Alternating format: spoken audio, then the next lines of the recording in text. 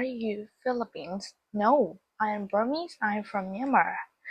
ကေဒီနေ့ပြောချင်တဲ့အကြောင်းအရာကကြတော့ဒီနိုင်ငံမှာကေတူအများစုနဲ့တွေ့ရတဲ့အခါကြရင်ပေါ့နော်သူတို့ကကေကိုနင်က Philippines လားဖိလစ်ပိုင်နိုင်ငံကလာတာလားဆိုတော့ကေကိုမေးကြတယ်ပေါ့အဲ့တော့ကေကတော့ဒါမဟုတ်ဘူးငါမြန်မာပြည်ကလာတာဆိုပြီးတော့အမြဲတမ်းဖြေတယ်ပြီးမြန်မာပြည်သူတို့မသိဘူးဆိုရင်ဘယ်နာမှာဘလို့ရှိတာဆိုပြီးပြောပြဖြစ်တယ်ပေါ့နော်ဘာကြောင့်သူတို့ဒီလိုမေးရလဲဆိုရင်သူတို့ကကေရဲ့ accent ကိုနားထောင်ပြီးတော့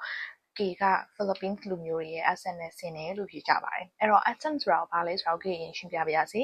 accent ဆိုတာကကြတော့ဒီလူတစ်ယောက်ရဲ့စကားပြောတဲ့အခါမှာသူ့ရဲ့ထွက်တဲ့အတန်ပေါ့နော်အဲ့ဒါကိုလေယူလေသိမ့်ပုံမူတည်ပြီးတော့ကေတို့က accent ဆိုပြီးတော့ခေါ်တာဖြစ်ပါတယ်အဲ့တော့ကမ္ဘာပေါ်မှာကြတော့ဒါလူမျိုးပေါင်းနိုင်ငံပေါင်းဒါအများကြီးရှိတယ်ပေါ့အဲ့လိုစကားပြောတဲ့လေတန်တွေမတူကြဘူးအဲ့ဒီအတွက်ကြောင့်မလို့ accent ဆိုတာကအမျိုးမျိုးကွဲပြားပြီးတော့ဖြစ်လာတာဖြစ်ပါတယ် Philippines တွေအများစုကစကားပြောတဲ့အခါကျရင်P နဲ့ B နဲ့ကိုအများနဲ့ mix လုပ်ပြီးတော့ဖြစ်တတ်ကြပါတယ် For example have you heard that before အဲ့ဒါဆိုရင်ကေတို့ကဒါမြန်မာပြည်မှာဆိုရင်ဒါ before ဆိုပြီးတော့သင်ကြတယ်ဒါပေမဲ့ Philippines တွေကကြတော့ before အစား before ဆိုပြီးတော့ P တန်ကိုနည်းနည်းထွက်ကြတယ်ပေါ့နော်နောက် example တစ်ခုအနေနဲ့ဆိုရင် Where is my bunny လို့ပြောမယ်အစား Where is my penny ဆိုပြီးတော့ P တန်ထွက်ကြတာမျိုးရှိရပေါ့နောက်ကေတို့စီးရုံစီးကနေသွားတဲ့အခါမျိုးမှာဆိုရင် Excuse me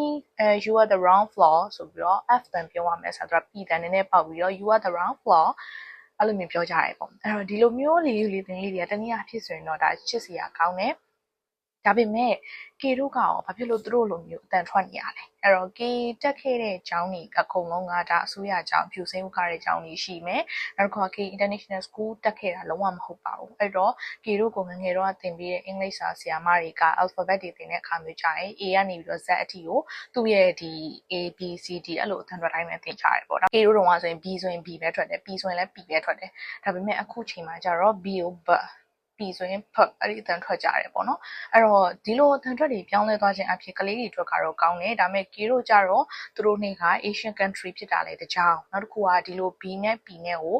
ကေတို့တော့လည်းပြပြတသားထွက်ခဲ့ရတယ်လို့သူတို့ကလည်းဒါလေးယူလေးသိန်းနဲ့ဒါအတန်ထွက်နည်းနည်းလေးလွှဲတာလေးတွေပေါ့နော်သူတို့က first language ကအဲ့ဒါမဟုတ်တဲ့အတွက်ကြောင့်မို့သူတို့အမြဲတမ်း English စာကိုကြားညပ်ပြီးပြောရင်းနဲ့ဒီလိုအဆင့်လေးတွေပေါက်လာတာလို့ထင်ပါတယ်အဲ့တော့ဒါ Philippines အများစုကလည်းနိုင်ငံစီးရုံစီကနေမှာအလုပ်လုပ်ကိုင်နေကြတယ်ပြီးတော့သူတို့သဘောလေးကောင်းကြတယ်အဲ့တော့တော်တော်များများတော့ K ကို Philippines ရုပ်နဲ့တူတယ်လို့မပြောဘူး K ရဲ့ accent က Philippines နဲ့တူတဲ့အတွက်ကြောင့်မလို့အဲ့လိုလာမေးကြရတာဖြစ်ပါတယ်